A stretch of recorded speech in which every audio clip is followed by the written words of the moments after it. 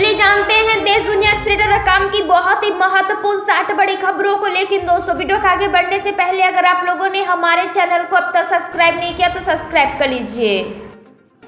Qatar में फांसी की सजा पाने वाले नौसेना के सभी 8 पूर्व अधिकारियों को रिहा कर दिया गया है। उनमें से 7 लोग भारत वापस आ चुके हैं। कतर में 8 भारतीयों को मौत की सजा के मामले में भारत सरकार को बड़ी राजनयिक जीत मिली है।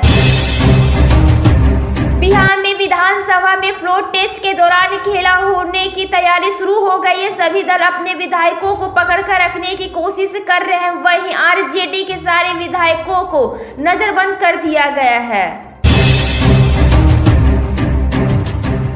19 वर्ल्ड कप का फाइनल मुकाबला हो चुका है। भारत और ऑस्ट्रेलिया के बीच खेला गया, जिसको ऑस्ट्रेलिया की टीम ने अपने नाम कर लिया है। भारत को हराकर ऑस्ट्रेलिया की टीम ने कुल चौथी बार अंडर 19 वर्ल्ड कप का खिताब अपने नाम किया।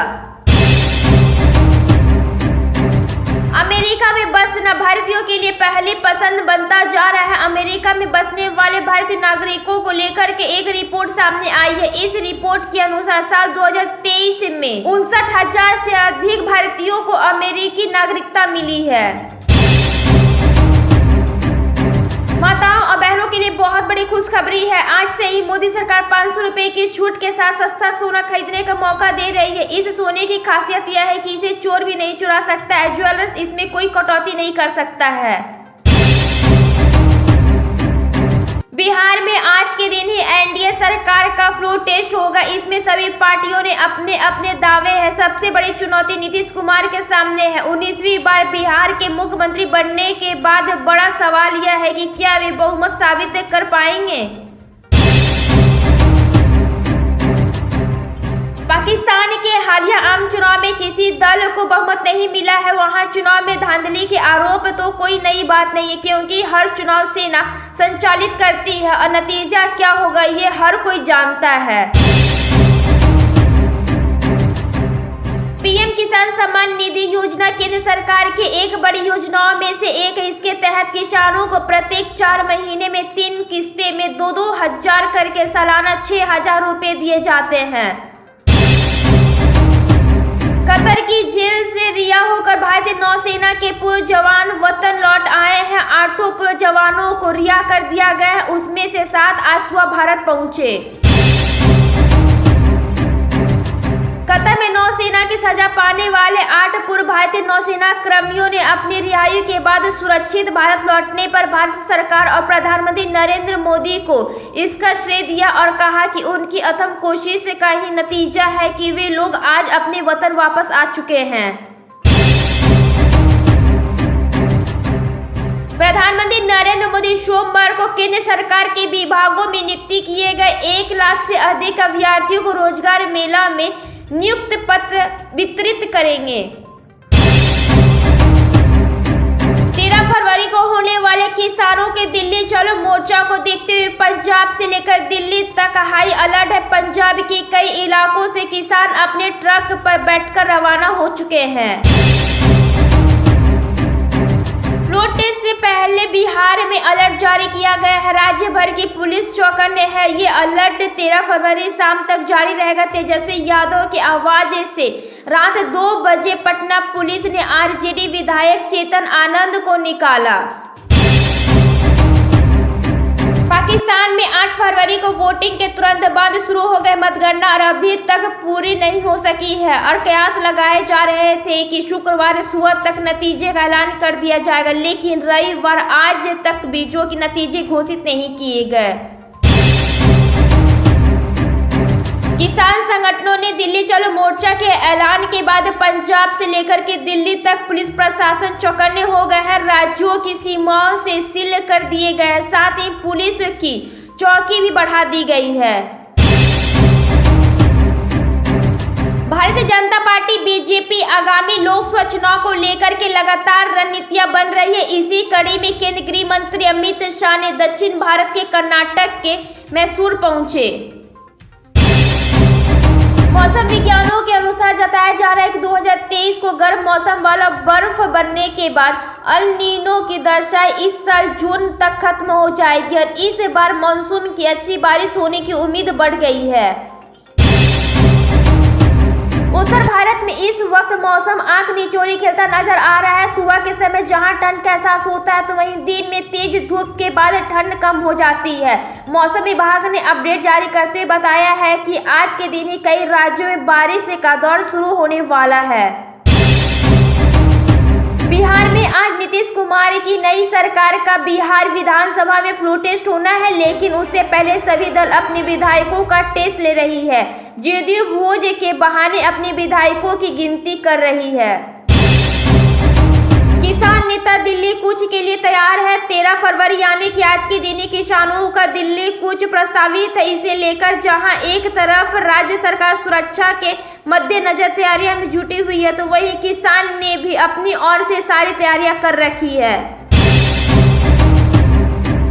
भाजपा नेतृत्व ने राज्यसभा चुनाव के लिए घोषित पहली सूची में नए चेहरों का दावा लगाकर साफ कर दिया है कि पार्टी आगे भी बड़े बदलाव की तरफ बढ़ रही है। 14 उम्मीदवारों की सूची में 13 नए चेहरे हैं और केवल मौजूदा सांसद सुधांशु त्रिवेदी को फिर से मौका दिया गया है।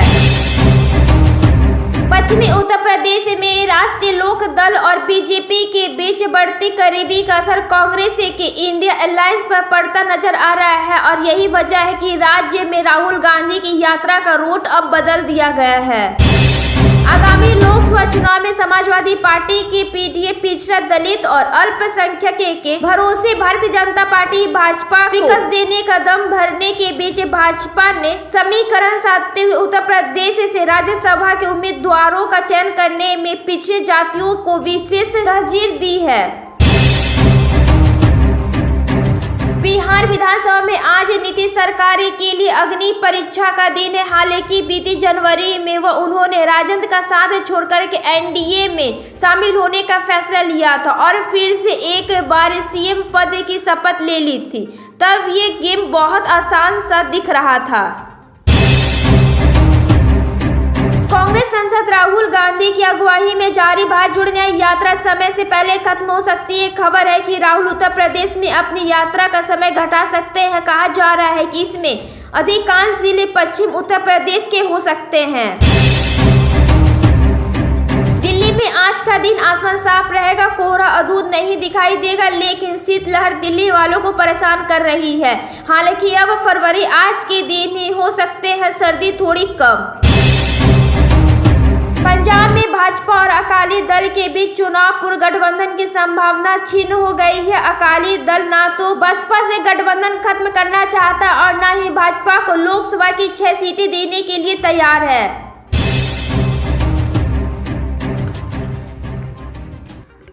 बिहार में खेल की चर्चा के बीच नीतीश सरकार का आज के दिन अग्नि परीक्षा होगी। पक्ष और विपक्ष के सभी दल तोड़फोड़ की आशंका से डरे हुए, जबकि नीतीश सरकार को विश्वास मत है कि बाधा पार करने के लिए केंद्रीय गृह मंत्री अमित शाह ने खुद मोर्चा संभाल लिया है। बिहार में नवगठित सरकार ने आज के दिन विश्वास मत हासिल करने से पहले बिहार विधानसभा अध्यक्ष अवध बिहारी चौधरी को सत्तारूढ़ राजद द्वारा लाए गए अविश्वास प्रस्ताव का सामना करना होगा। मौसम विज्ञानों के अनुसार बताया जा रहा है कि पिछले साल 2023 को गर्मी अपने चरम पर है और बारिश भी कम हुई थी। पिछले साल गर्म मौसम वाला वर्ष रहने के बाद अल नीनो की दशाएं इस साल जून तक खत्म हो जाएगी, जिससे इस बार मानसून की अच्छी बारिश होने की उम्मीद बढ़ गई है। प्रधानमंत्री नरेंद्र मोदी के नेतृत्व में देश को आगे ले जाने वाली और आम लोगों की समृद्धि को बढ़ाने वाली नई योजनाओं को अमल में लाया गया है। फिर वह आदिवासी महिलाओं से जुड़ी योजना हो या फिर युवाओं को स्वरोजगार के लिए प्रेरित करने का प्लान हो।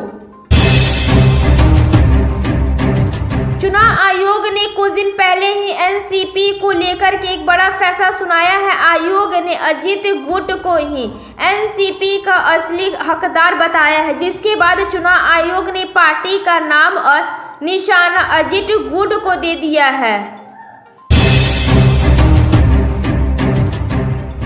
बिहार में आज के दिन ही नीतीश कुमार की सरकार को विधानसभा में बहुमत साबित करना। इससे पहले बिहार की राजनीति गरमाई हुई थी और विधायकों के छिटकने की आशंका के बीच सभी पार्टियां एक्टिव मोड में हैं।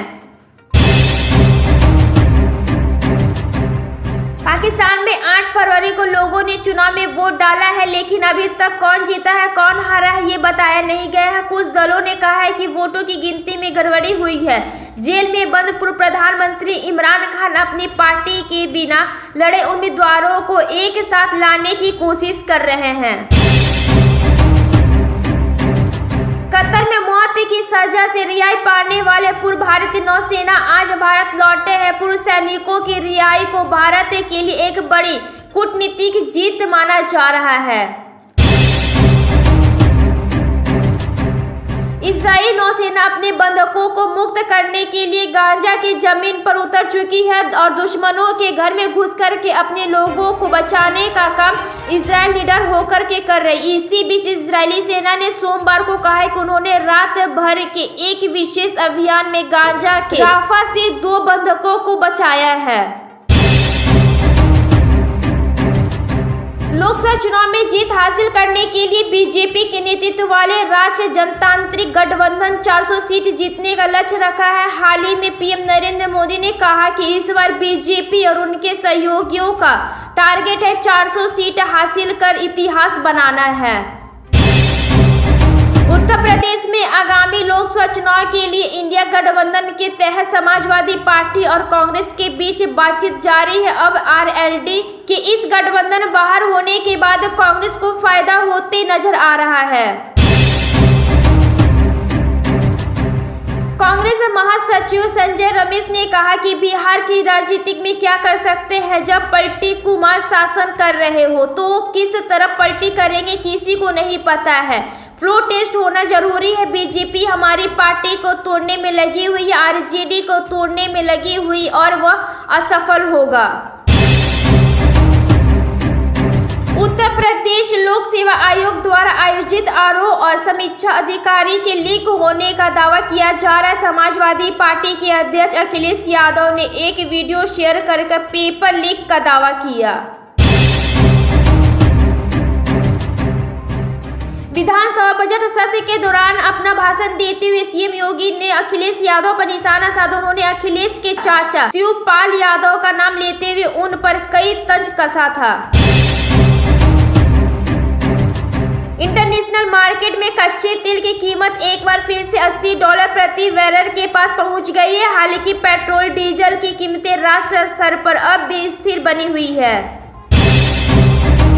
बिहार के मुख्यमंत्री नीतीश कुमार के नेतृत्व वाली एनडीए की नई सरकार का आज का दिन फ्लो टेस्ट होना है। इससे पहले रविवार की रात पूर्व डिप्टी सीएम तेजस्वी यादव के आवास पर पुलिस पहुंची तो हलचल तेज हो गई थी, जिसके बाद राजनीतिक बयानबाजी का सिलसिला शुरू हो गया। प्रधानमंत्री नरेंद्र मोदी 20 फरवरी को जम्मू कश्मीर का दौरा कर सकते हैं। इसी दौरान पीएम हजारों करोड़ रुपए की विभिन्न विकास परियोजनाओं का उद्घाटन और शिलान्यास करेंगे। खबर है कि इस दौरान पीएम नरेंद्र मोदी जम्मू में एक विशाल रैली को भी संबोधित करेंगे, जिसके लिए तैयारी की जा रही है। योगी सरकार ने करोड़ों लोगों के जीवन से जुड़े एक महत्वपूर्ण कानून के विधानसभा के पास करार दिया है। अगले कुछ दिनों में इस विधेयक की अधिसूचना जारी होने के बाद पूरे राज्य में यह कानून लागू हो जाएगा।